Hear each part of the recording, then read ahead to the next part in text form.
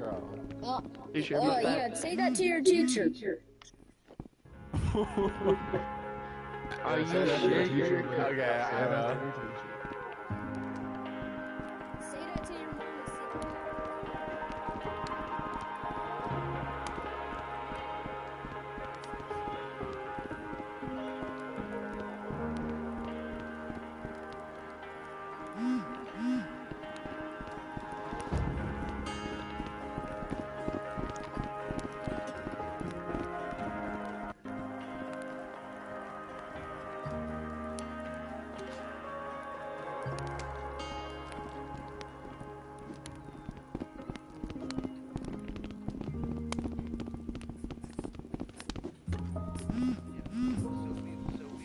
Maybe Joe try to kiss you.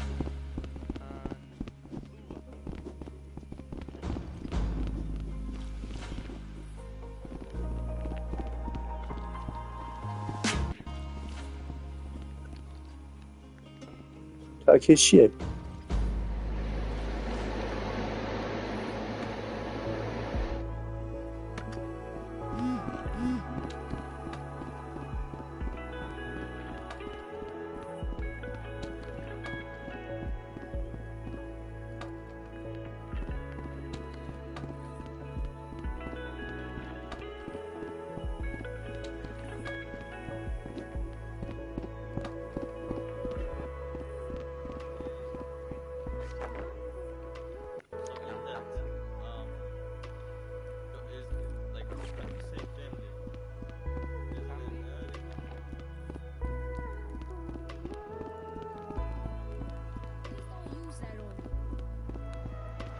Vicky Horace, have you ever been discriminated against?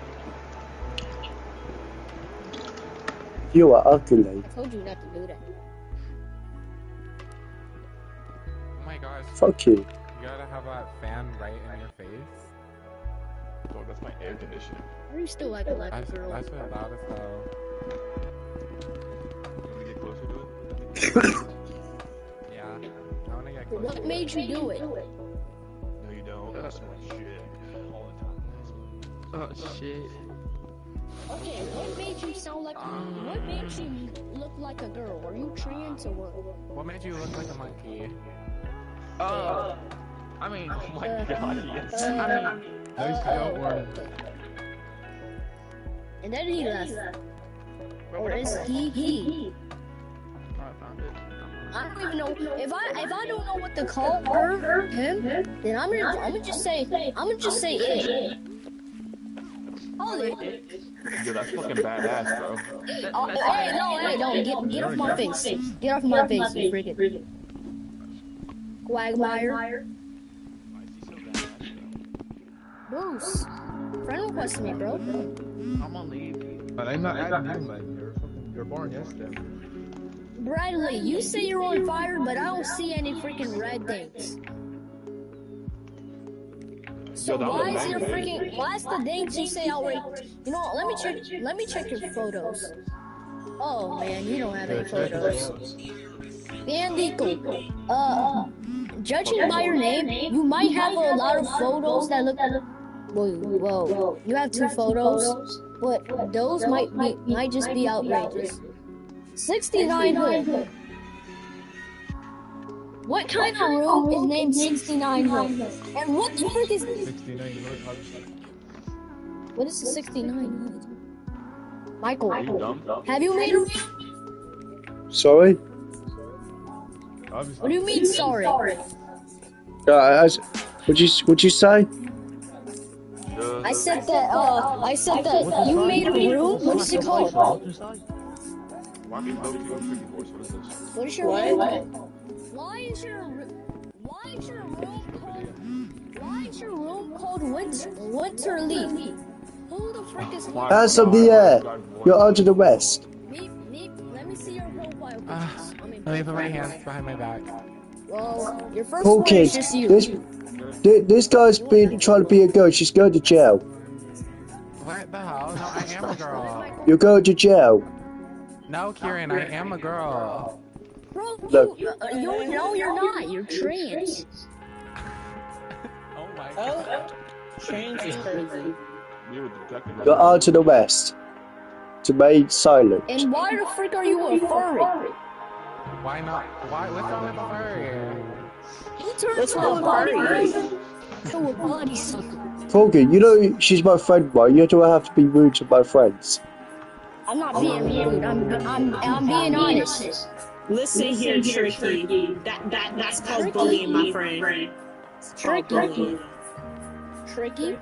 Okay. Yes. Okay. And Yeah, you let him know, Leah. Let him know, girl. I'm saying it's supposed to be funny. I'm not trying to be hating. I better not get suspended again. No, you're getting suspended. I already reported you, bud. Sorry, Your name Colgan, is but literally banned. everyone report Paul Kid. Look, I'm gonna ask Michael, you're the only annoying person in this group I have ever seen. I feel like you're the most annoying person in this group that I've ever seen. Mike, brought you in this conversation. Sorry, can you say you ate us? Shut up, Colgan, you griller. What? What is that? What was that?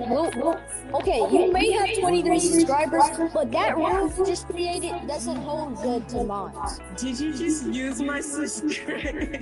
Notice how? Okay. Me. You're.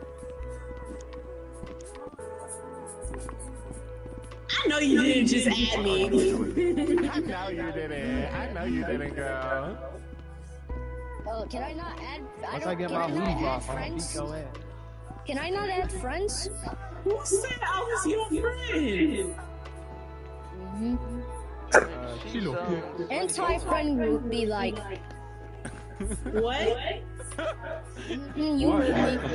You hurt me. No, I thought you weren't none. I didn't actually. Actually, I know you didn't add like that.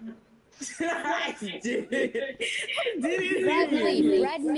Bradley, you may be on fire, but where's the fire at? Bang, bang, bang, Where's the bang, fire? I don't see any Oh, fire. that's so tough, man. That's so tough. Me, stop trying to be overreacting. You're tough as hell, Tricky Horse. Oh my gosh, I love this song. There's no song playing. Mostly, I'm gonna smash your face in. What? Michael, how do you smash faces? Buddy, it's not like we are pumpkins and you can just smash people. Bro, what are you talking about? Shut up, cool kid, you Yo, I black don't mean it fuck. like that. Chill. Oh yeah, you let me know, Karen. You let me And Michael, what do you mean smash people's faces? You already have a face. Are you gonna smash it too? You look like a chocolate. You look like a chocolate. A chocolate? What is the frick? What in the world is that? That's such a Michael thing to do. That's such a Karen. That's such a Karen thing. No, I'll give you a high five. I gave you a high five. Let me give you a high five. Me, are you I'm sorry. No, I'm listening. Cool kid, how old are you? I spice. What? I'm not listening. I'm insane. I'm not listening to Ice Spice. That is the funniest thing I've ever. Never in my years of living will you catch me listening to Ice Spice. Okay, so you're gonna bring up your whole life and existence for an Ice Spice song. Okay. I wasn't listening to Ice Spice though. Okay, but you did not have to bring up your whole life existence over a over an Ice Spice. All I said is never in my years of living. Yep, that still is. Definitely. Hello, yellow dog. I don't think this is a dog. That is not a dog. Oh my god. It's called profile. That's honey crying. It's called a username. Is it? Yes, it's a username, not a profile. Chanel, how do you do this? Okay, your name may be Chanel, but I don't see any Chanel on you. Okay. And I don't see a father next to you. So Wait. what's up? I don't see Okay, a if father. you're my father, then you can't be somebody named Chanel with a girl No, avatar. I said I don't see you with a father. Okay, I've never seen a girl in my life that is 6.5. It's so Check, funny. check her It's so bio, funny. bro. Check her bio. He's 6.5 too what? funny not to ban. Oh my See, look. gosh. Okay, you're 200 pounds and 6.5. Okay, I've never seen a girl like that. Yeah, your mother. She's 200 pounds. Oh man, bring on my mother and I'll talk about your uncle. What about But he my? don't have an uncle. What about my? What about my? Yo, her bio literally says acts about her uncle. Yeah, what about it? And why are you a furry? I don't think that's okay. What's wrong with being a furry? In her bio, she knows wrong with being a furry? she's got her every life assistance in her bio. Oh my. Okay. Well, First of what's all, wrong with? bro, first of all, in the big 2025, clap it up. In the big 2025? Man, you were born in Did you 2020. just say in the big 2025? In the big 2025? What the fuck? Somebody named I left the room. Oh, is this a voice changer? Am I just I'm having not choosing. No, it's not a Yo, voice give me a popcorn. changer. Nah, don't, It's nah, not a voice. everybody. It's Yo, unfortunately everybody not a voice changer. Yeah, get it.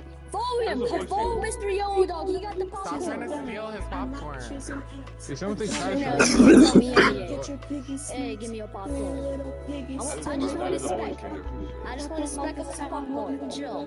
Drop it. I won't do anything. I even single speck. Oh, now my sticker. You know what I will do though? I'll to citrus in your Where did Michael go? Where did Michael grow? Go. So, this is how my dad cleared his mucus And and you got speak his with that. oxygen level back to normal. My dad laughed in his pulmonology. The tributes are pouring in tonight for the actor Patrick What's Michael Swayze. watching? He died at the age of First of all, 57. what the frick are you watching? Patrick Swayze was a legendary actor, dancer, and singer.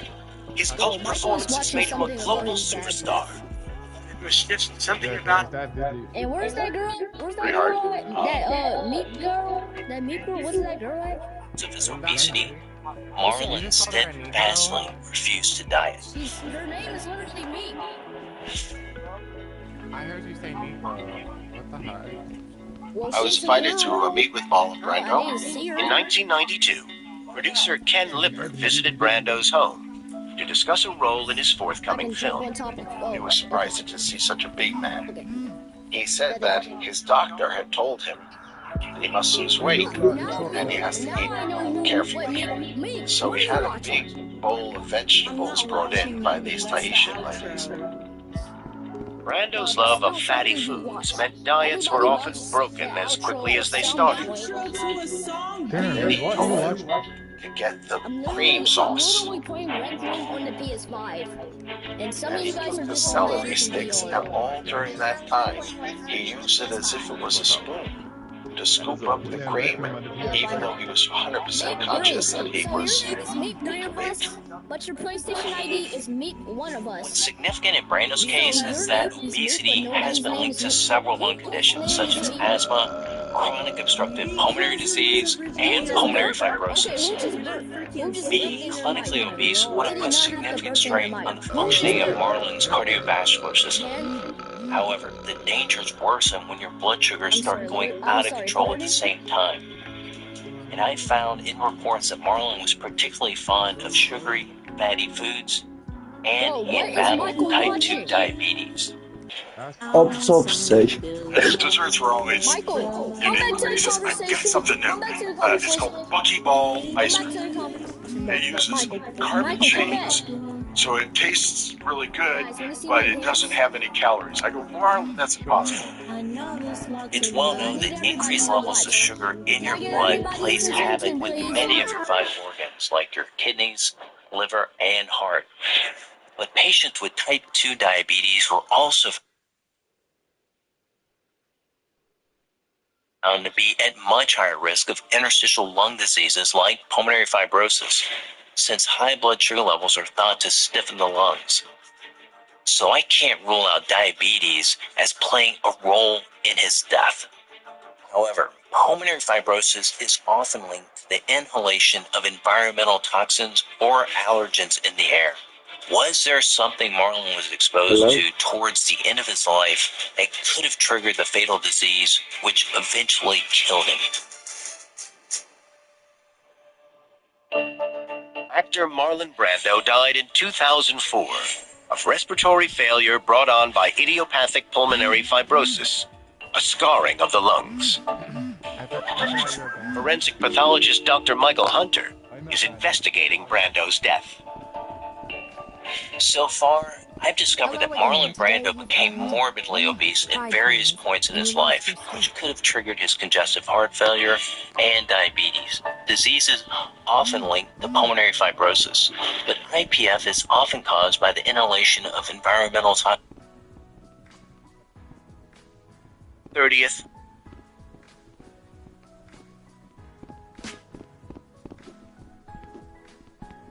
Pain reliever. Side effects include potential addiction and respiratory depression when a user's breathing is slowed. It's generally not recommended for patients with severe lung problems. And I'm concerned that Marlon was being administered this medication despite a known history of respiratory illness. With his condition deteriorating, his staff, against Brando's wishes, finally called 911.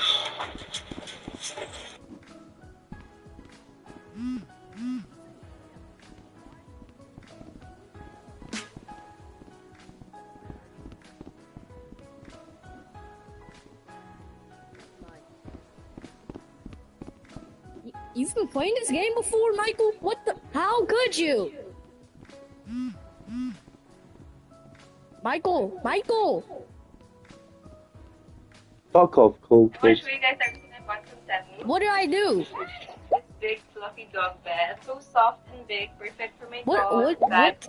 Do you have a Idiopathic pride? pulmonary I'm watching fibrosis something. and its causes are very hard to pin down. Sufferers may die never knowing how they contracted the disease. But I think I discovered the place where Brando felt most safe could have contained the toxins that eventually killed him.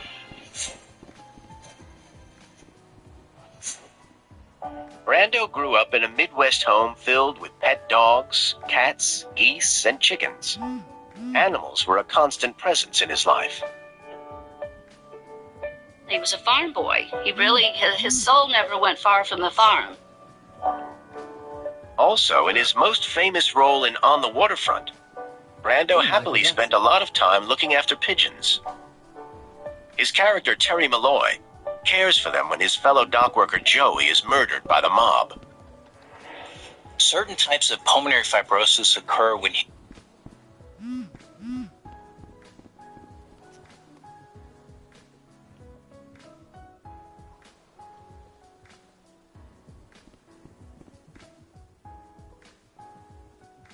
in the 40s, and it just never was modernized. Black mold was a sore point because he had it, he couldn't do anything about it. I told him this black mold could kill him. Stodgy Boitris chartarum, known as toxic black mold, is a common problem in Southern California. It grows in dark, inaccessible places such as behind walls or under buildings. The inhalation of mycotoxins, the chemicals produced when mold grows, can be extremely hazardous. The thing was, when you turned the heat or the air conditioning on, the spores from the black mold would just come right out of the vents. The curtains and the walls were always black. Something was coming up from underneath the house.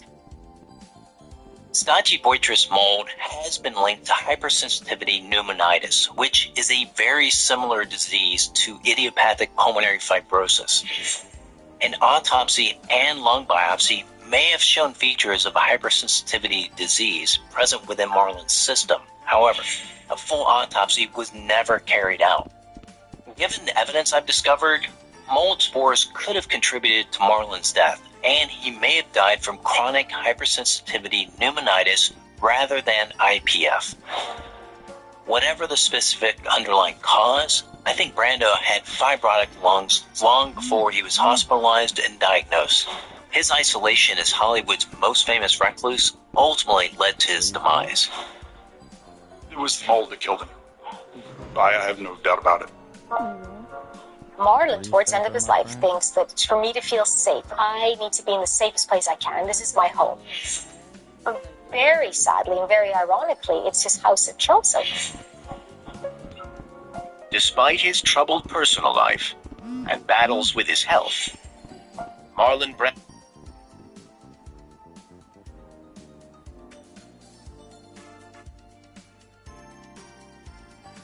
oxygenated blood flowing to Brando's vital organs, his systems would have very quickly shut down.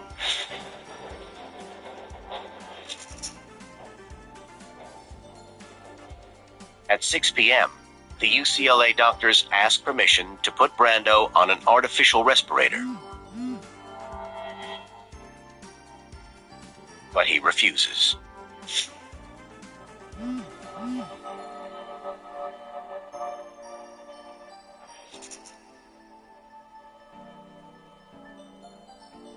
At 6:30 p.m., Marlon Brando dies. The two-time Academy Award winner, actor Marlon Brando, has died. He was 80 years old. Someone called and said, I have terrible news.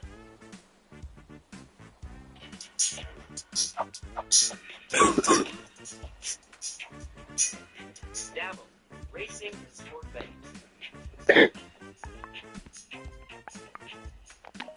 Download that.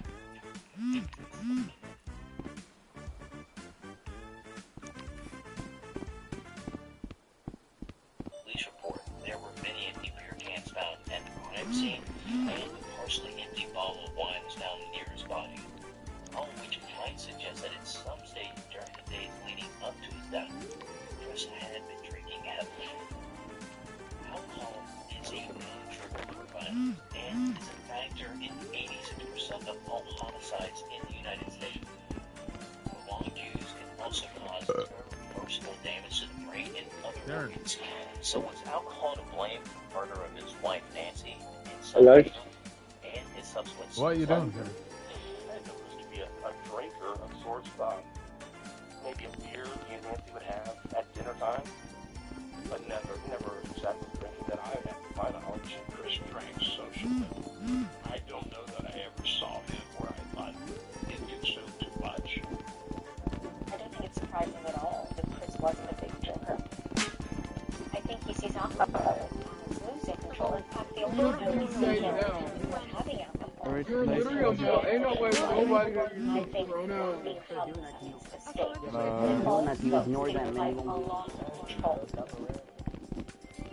But that's cool, kid. Chris's post-mortem examination actually found no traces of alcohol in his blood. His liver also showed none of the signs of habitual alcohol abuse. There is evidence that there were much more powerful drugs in Chris's system when he died. Drugs that could have dangerously altered both his body and his mind. So could Chris's substance abuse have triggered an explosive and violent act that ended not only his life, but that of his wife and child?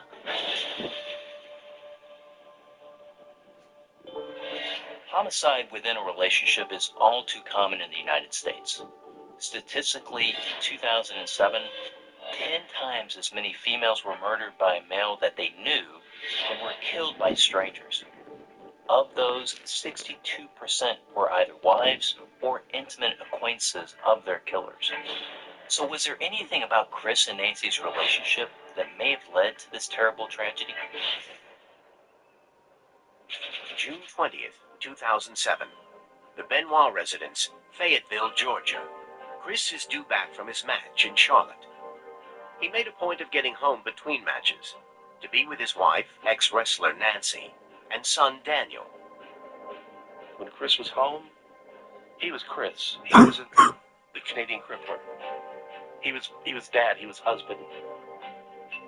The last time I sat down with Chris, we had been talking maybe 2 or 3 minutes, and he whipped out his phone to show me pictures of Daniel and Nancy. He loved that woman and he loved that child. But their relationship had always been an unconventional one. They met when Nancy was a wrestling diva, and they became the focus of a bizarre storyline. Pro wrestling is what we call a closed business, in that they like to protect it and keep the secrets. The word that gets thrown around a lot is called kayfabe, where they would say that, oh, keep kayfabe, which means don't tell the secret. Nancy had previously been married to wrestler Kevin Sullivan. And in 1996, Sullivan concocted a kayfabe plotline around her. He decided to write a storyline where Chris Benoit was paired with his wife, Nancy Sullivan, who was a performer known as Woman. Kevin Sullivan really believed in this idea of kayfabe, where you kept the storyline going regardless of situation. He knew the story would leak out, and a grand feud would follow, culminating in a huge staged grudge match. To make the story seem real, Kevin insisted Nancy and Chris be seen in each other's company. They shared hotel rooms, they traveled together, they went overseas together, all in the whole pretense of kayfabe. But the scenario backfired when Nancy left Kevin for Chris. Kevin Sullivan booked his own divorce. The couple had a son, Daniel, born in February 2000. Chris Benoit, by all accounts, was a very passionate and engaged father. He truly loved and doted on his son Daniel, and he was the light of his life. Well, they both loved Daniel a great deal. I mean, he was clearly high on their priority list. The relationship with Chris and Daniel was very special. One day we went to get into the Hummer to go to Chris's car to go to a restaurant, and it was covered in toys all over the floor, and all he did was look at me and go, "It's a family car." June 21st, 2007, the Benoit residence, 2.5 days before Chris's death. To outsiders, Nancy and Chris seem like a happy family unit, but behind closed doors, things are very different. There was some deep problems between Chris and Nancy. The couple have recently sought counseling from their pastor, George Dillard. They went through some very difficult times in their relationship and marriage, and both of them felt like they could have handled things differently. I asked Nancy point blank, is there anything that you're afraid of? And she said, absolutely not.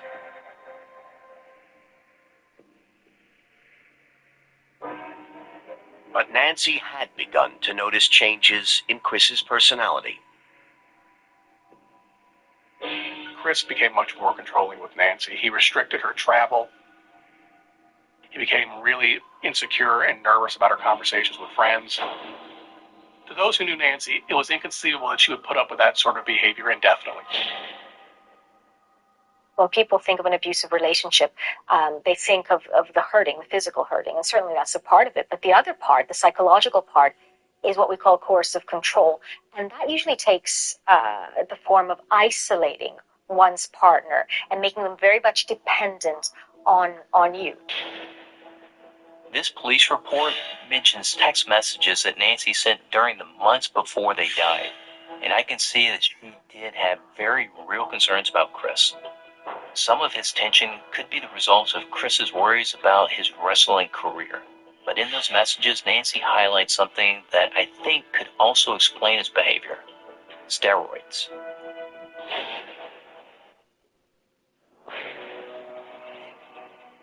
That's the perfect serve. Steroids have existed in pro wrestling since at least the 1950s. And for someone with his build, a shorter guy who was not naturally very muscular, it would have to be basically a necessity for him. Among the items of evidence police found in the house after the tragedy were bottles of human growth hormone, similar to anabolic steroids. Anabolic steroids are synthetic versions of the naturally occurring hormone testosterone, which helps build increased muscle mass.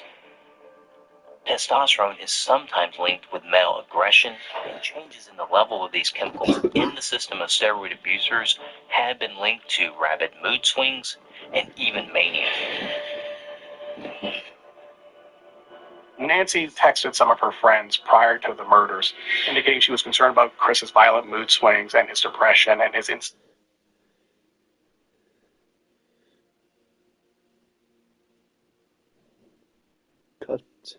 She was concerned about Chris's violent mood swings and his depression and his instability at home. She was considering leaving at that point. Coercive control can be very dangerous in a relationship, especially when the abusive partner begins to feel like they're losing control. That's where you tend to see an escalation.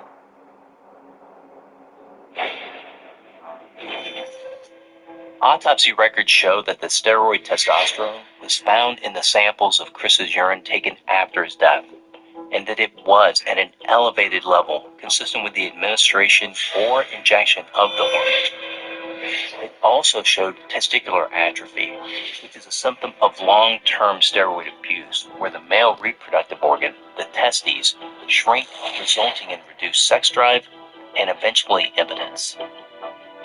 So Chris had been a long-term anabolic steroid abuser, and this may have fueled both his homicidal behavior and played a part in his own death. However, I have also discovered that alongside steroids, he was abusing a cocktail of other medications that could have seriously damaged not only his body, but his mind. In 2001, 6 years before his death, Chris ruptured a disc in his neck during a fight, resulting in terrible pain and numbness down one arm. Chris continued to fight until the season was over, risking further serious injury.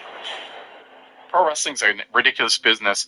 It's pretty selfish in the sense that it wants its performers to keep going out there again and again, regardless of personal cost. You got to keep performing. He knowingly risked his life every single time he entered a ring because he did not want to leave the World Wrestling Entertainment until his current storyline had been finished and he had fulfilled his duties before getting surgery. Only at the end of that season did Chris succumb to the surgeon's knife. I can see in his autopsy that Chris had a titanium plate in his neck which held two of his cervical vertebrae together. Chris Benoit, his wife, and 7-year-old son were found dead in their Georgia home on Monday. Former world heavyweight wrestling champion Chris Benoit was a living legend. In a 22-year career, the Canadian thrilled audiences across the globe. One of the 10 best I've ever seen. He just made sure to always give his best in the ring. But outside the ring, life was tough. It can take a heavy toll, both physically, mentally, emotionally. It was a relentless 300-plus day a year. A career threatened by injury. At his side, glamorous ex-wrestling valet Nancy. She was a performer known as Woman. His wife and manager. She was a tough lady. But their relationship was a volatile one. She started to show signs of an abused life, being micromanaged, being controlled. On June 25th, 2007, the wrestling world was stunned as the shocking news broke that 3 bodies had been found in the Benoit's Fayetteville home. Those bodies were Mr. Benoit himself, his wife Nancy, and their son Daniel. There's only 3 people that actually know what happened that weekend, and they're gone. The autopsy concluded that Chris Benoit's cause of death was hanging. His wife Nancy died from ligature strangulation, and 7-year-old Daniel was killed by cervical compression, otherwise known as manual strangulation. Forensic evidence clearly indicates that Chris was responsible. So my question is, what led this elite 40-year-old wrestling superstar to murder his family and then to take his own life?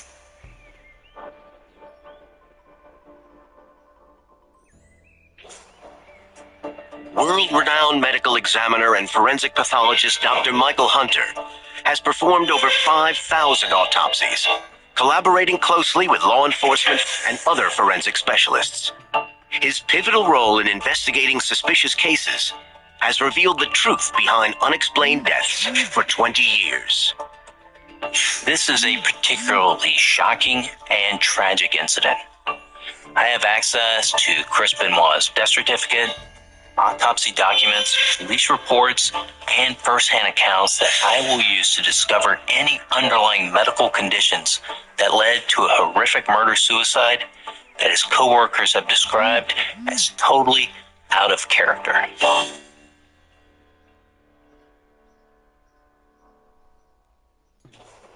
June 19th, 2007, Charlotte, North Carolina, 4.5 days before his death. Chris Benoit has just beaten 29-year-old Elijah Burke in a televised fight. But backstage, all is not well with the man that is known as the Crippler. At age 40, Chris has been wrestling for over half his life. It's a career that has taken its toll. Pro wrestling's a dangerous game. There's injuries all the time. The thing with pro wrestling is you're taught to keep going. It is sport, but it's also entertainment. It can take a heavy toll, both physically, mentally, emotionally, and sometimes spiritually on someone. Chris was at a particularly insecure and vulnerable time in his career as a professional wrestler because he was aging, because his body was failing. Just the week before, he had been drafted from WWE to the lesser ECW franchise. I'm sure he was worried about his future because there's always somebody sniffing at your heels, somebody that wants your spot. He was coming to the end of his professional wrestling career. His body was falling apart. And he realized the thing that animated him, that kept him going, was likely going to end soon. Chris was clearly a supremely fit individual, but by the age of 40, it would take him much longer to recover from such a physically demanding sport.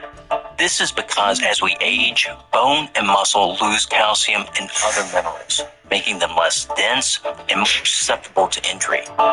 Was Chris's natural physical decline in a sport he loved a factor in the tragedy? I need to investigate further.